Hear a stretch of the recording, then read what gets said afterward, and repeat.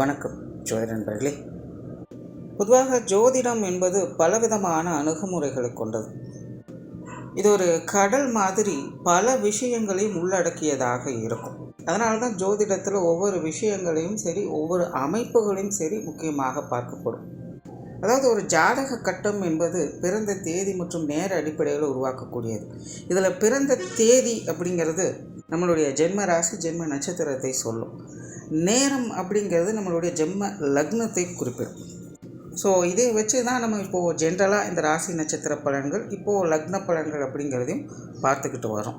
பொதுவான வகையில் இதுதான் அதிகமாக பேசப்படுது. ஆனால் ஜோதிடத்தை பொறுத்த வரைக்கும் கிரக அமைப்புகள் தான் ரொம்ப ரொம்ப முக்கியம்.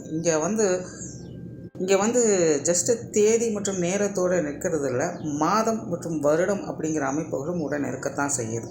ஸோ கிரக அமைப்புகள் நாள், வாரம், மாதம், வருடம் அப்படிங்கிற அமைப்புகளில் பிரிக்கப்பட்டும் இருக்குது. அதாவது ஒவ்வொரு கிரகமும் சூரியனை சுற்றி வரக்கூடிய அந்த முழுமை பெறக்கூடிய அந்த அமைப்புகளின் படி ஒவ்வொரு கிரகங்களும் இப்படி நாளின் அடிப்படையிலும், மாதத்தின் அடிப்படையிலும், வாரங்களின் அடிப்படையிலும், வருடங்களின் அடிப்படையிலும் பிரிக்கப்பட்டிருக்கு. பட் இதில் பிரதானமாக பொதுவான வகையில் எல்லாருக்கும் தெரிஞ்சிருக்கிற இந்த ராசி நட்சத்திர அமைப்புகள் மற்றும் இப்போதைக்கு லக்ன அமைப்புகள் அப்படிங்கிறது கூடுதலாக தெரிஞ்சுக்கிட்டு இருக்கும். அண்ட் நம்ம சேனல்லையே பார்த்தோம்னா இந்த ராசிகளுடைய பொதுவான தன்மை என்ன அப்படிங்கிறத போட்டிருக்கோம், லக்னங்களுடைய பொதுவான தன்மை என்ன அப்படிங்கிறதையும் போட்டிருக்கோம். அது தவிர ராசி மற்றும் லக்னங்களுடைய காம்பினேஷன் எப்படி இருக்கும் அப்படிங்கிறதையும் ஒரு சீரியஸாக பண்ணிக்கிட்டு இருக்கும். அது பாதி முடிஞ்சிருக்கு. அது ரொம்ப பெரிய சீரீஸ் அப்படிங்கிறதுனால டைம் கிடைக்கும் போதெல்லாம் அப்டேட் பண்ணிகிட்ருக்கோம். பட் அதை கம்ப்ளீட் பண்ணிவிடுவோம். ஸோ இப்படி ராசி மற்றும் லக்னங்களுடைய காம்பினேஷன் என்ன அப்படிங்கிறதும் பொதுவான வகையில் சொல்லிகிட்டு இருக்கோம். இன்னும் கூடுதலாக சில வருடங்களுடைய அமைப்புகள் எப்படி இருக்கும் அப்படிங்கிறத கூட நம்ம சேனலில் வீடியோஸை போட்டிருக்கோம். குறிப்பிட்ட இந்தந்த வருடங்களில் பிறந்தவங்களுடைய நிலைகள் இப்படி இருக்கும், இந்தந்த வருடங்களில் இந்த ராசிகளுடைய நிலைகளில் இப்படி தான் இருக்கும் அப்படிங்கிற மாதிரியான வீடியோக்கள் கூட நிறையவே போட்டிருக்கோம்.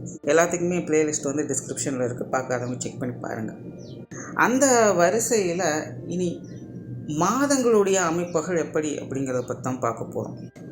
பொதுவாக இந்த ஜோதிடத்தை பொறுத்த வரைக்கும் மாதம் அப்படிங்கிறது ரொம்ப ரொம்ப முக்கியம்.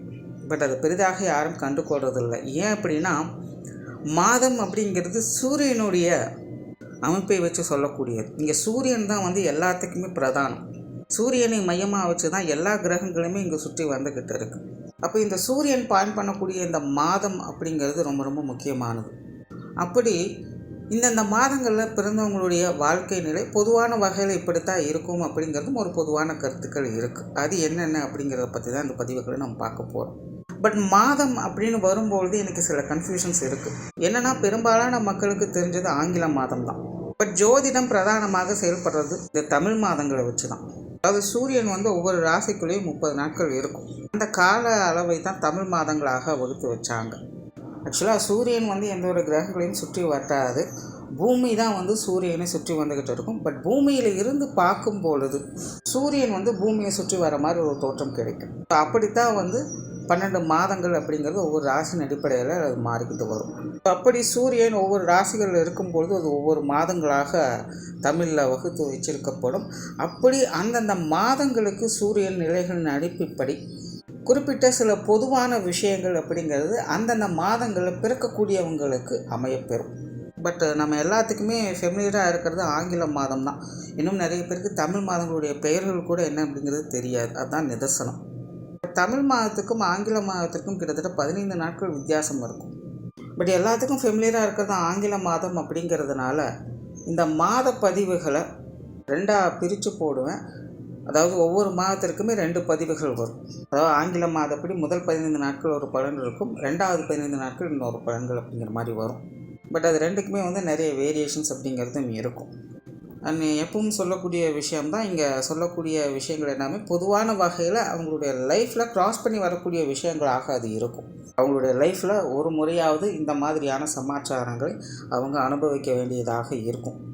அப்படி ஒவ்வொரு மாதத்திற்கும் என்ன மாதிரியான பொது பலன்கள் இருக்குது அப்படிங்கிறத மேற்கொண்டு பார்க்கலாம். பிப்ரவரி மாதம் 1ஆம் தேதி முதல் 14ஆம் தேதி வரை இருக்கக்கூடியவங்களுக்கு பொதுவாகவே இவங்க ரொம்பவுமே சுறுசுறுப்பான நபர்கள். வேலை சம்பந்தப்பட்ட விஷயங்களில் கண்ணும் கருத்துமாக இருப்பாங்க. கடினமான உழைப்பாளிகள் அப்படின்னு சொல்லலாம். கோபமும் மனச்சலனமும் இவங்களுடைய பலவீனமாக இருக்கும். எப்போவுமே இவங்களுக்குள்ளே பார்த்தீங்கன்னா ஒரு சஞ்சல மனப்பான்மை அப்படிங்கிறது இருக்கும். குறிப்பாக இந்த காரிய ரீதியான விஷயங்கள், வேலை சம்பந்தப்பட்ட விஷயங்கள் அது அதிகமாக தென்படும். என்னதான் இவங்க டேலண்டடான மனிதர்களாக இருந்தாலும் கூட, மனதளவில் அது சார்ந்த விஷயங்களில் ஒரு இனம் புரியாத பயமும் பதற்றமும் இவங்களை உருக்கி எடுத்துரும். சிலர்லாம் பார்த்தீங்கன்னா இந்த வேலை சம்மந்தப்பட்ட விஷயங்கள், பொருளாதாரம் சார்ந்த விஷயங்களை பற்றி அதிகமாக புலம்பிக் கொண்டே இருப்பாங்க. ஆனால் இவங்களுடைய பலமும் சரி, பலவீனமும் சரி, இவங்களுடைய காரியத்திறன் தான். பலராலும் முடிக்க முடியாத கடினமான காரியங்களை கூட இவங்க சுலபமாக முடிச்சிடுவாங்க. இவங்களுக்குன்னு ஒரு ஸ்டைல் எப்போவுமே இருக்கும். மற்றவங்களாம் ஒரு காரியத்தில் ஈடுபடும்பொழுது ரொம்ப ரிஸ்க்காக இருந்துச்சு அப்படின்னா, நம்ம ஏன் இவ்வளோ தூரம் ரிஸ்க் எடுக்கணும்னு ஒதுங்கி போக ஆரம்பித்தாங்க. ஆனால் இவங்க அதை பற்றி எல்லாம் கவலைப்பட மாட்டாங்க. காரியத்தில் இறங்கியாச்சு, அதை முழுவதுமாக முடிச்சிடணும் அப்படிங்கிற மைண்ட் செட் தான் அவங்களுக்குள்ளே இருக்கும். அதனால் இவங்களை பொறுத்த வரைக்கும் இவங்ககிட்ட ஒரு பொறுப்பு ஒப்படைச்சிட்டோம் அப்படின்னா மற்றவங்க அதை பற்றி கவலைப்பட வேண்டியது இருக்காது. தன்னால் முடிக்க முடியாத சூழ்நிலைகள் வந்தாலும் கூட அதை எப்படி போய் முடிக்கணும் அப்படிங்கிற வழிகளையாவது சொல்லி கொடுத்துருவாங்க. அந்த அளவுக்கு இவங்களுக்கு காரியத்திறன் அப்படிங்கிறது கச்சிதமாக வேலை செய்யும். ஆனால் இந்த காலகட்டங்களில் பிறக்கக்கூடியவங்களுக்கு தன்னம்பிக்கையும் மனோதிடமும் மிகவும் குறைவு. தன்னைத்தானே பல நேரங்களில் குழப்பிக்கொள்வாங்க. எல்லாமே நல்லா தான் போய்கிட்டு இருக்கும். ஆனால் இவங்களை அறியாமல் இவங்களுக்குள்ள ஒரு மாதிரியான மனச்சோர்வு அப்படிங்கிறது ஏற்படும். பதறிய காரியம் சிதறி போகும் அப்படின்னு சொல்லுவாங்க பார்த்தீங்களா, அந்த மாதிரியான நிலைகளை உங்களுடைய வாழ்க்கையில் அதிகமாக பார்க்க முடியும். ஒரு மாதிரியான அவசர குணம், எல்லாத்துலேயும் வேகமாக அவசரமாக இறங்கிடுவாங்க. எல்லாத்துக்கும் முன்னாடி போய் நம்ம நின்றுடணும் அப்படிங்கிற மாதிரியான மைண்ட் செட் கூட உங்களுக்கு அடிக்கடி போய்கிட்டே இருக்கும். இது என்னன்னா தடுமாற்றம் தான் இவங்களுடைய பிரச்சனை. இவங்களை அறியாமலே ஒரு மாதிரியான தடுமாற்றத்துக்குள்ளே இவங்க இடைப்பட்ட நிலையிலேயே மாற ஆரம்பிச்சிடுவாங்க. அதனால் இந்த காலகட்டங்களில் பிறக்கக்கூடியவங்க இயற்கையாகவே காரியத்திறன் மிகுந்தவங்க, ஆனால் சஞ்சல மனப்பான்மை கொண்டவங்க அப்படின்னு தான் சொல்லணும். இந்த 2 விஷயங்களையும் இவங்க சரியாக பேலன்ஸ் பண்ணிட்டாங்கனாலே இவங்களுடைய லைஃப் அப்படிங்கிறது ஒரு சாதகமான வகையில் இவங்களுக்கு பெரும்பாலும் அமைஞ்சும்.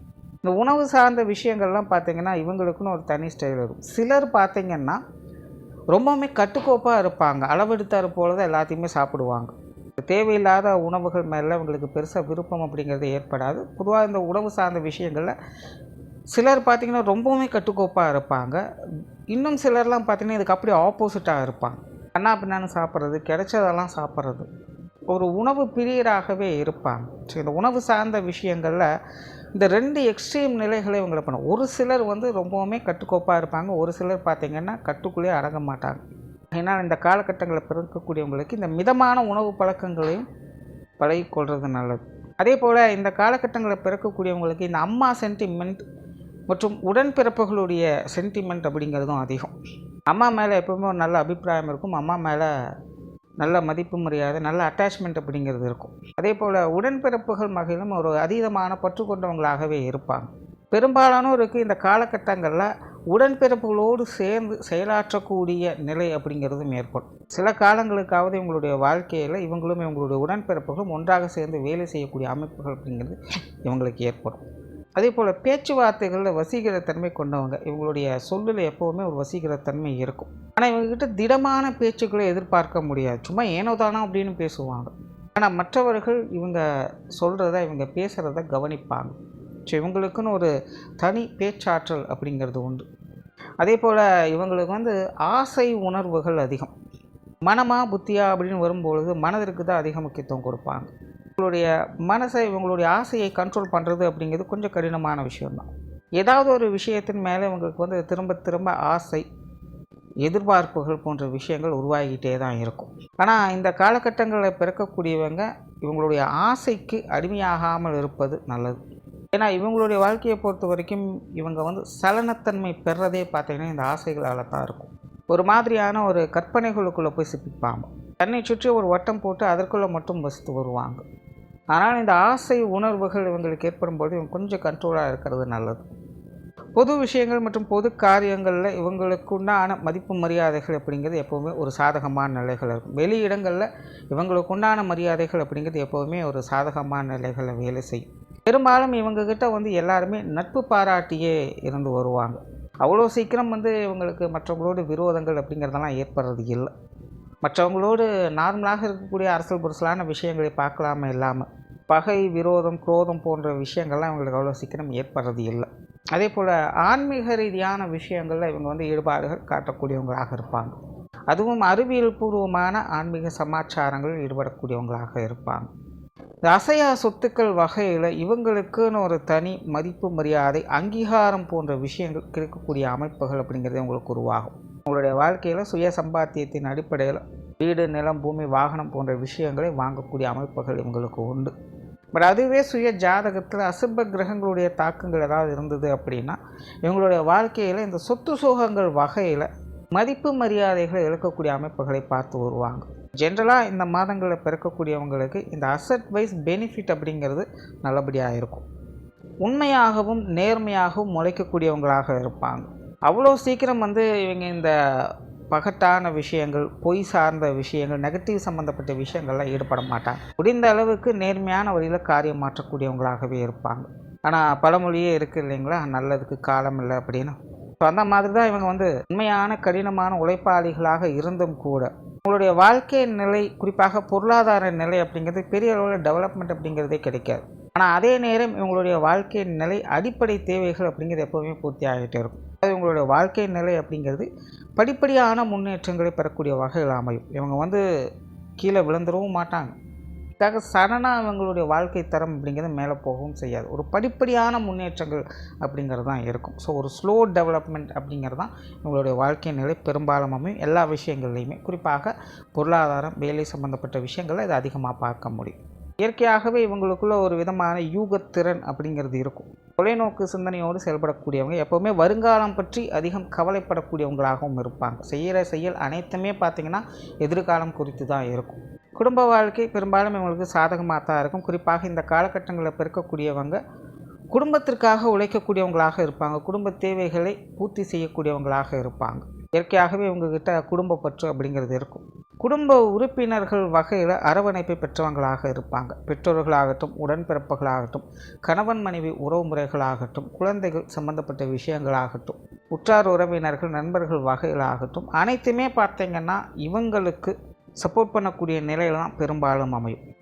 நார்மலாக இருக்கக்கூடிய இந்த அரசல் புரசலான விஷயங்கள் அப்படிங்கிறது அவ்வப்போது போய்ட்டு தான் இருக்கும். பட் ஜென்ரலாக கிரக அமைப்புகள் அப்படிங்கிறது இவங்களுக்கு பெரும்பாலும் இந்த உறவு முறைகளில் இவங்களுக்கு ஒத்துப்போகக்கூடிய அமைப்புகளை தான் செயல்பட்டுட்டு வரும்.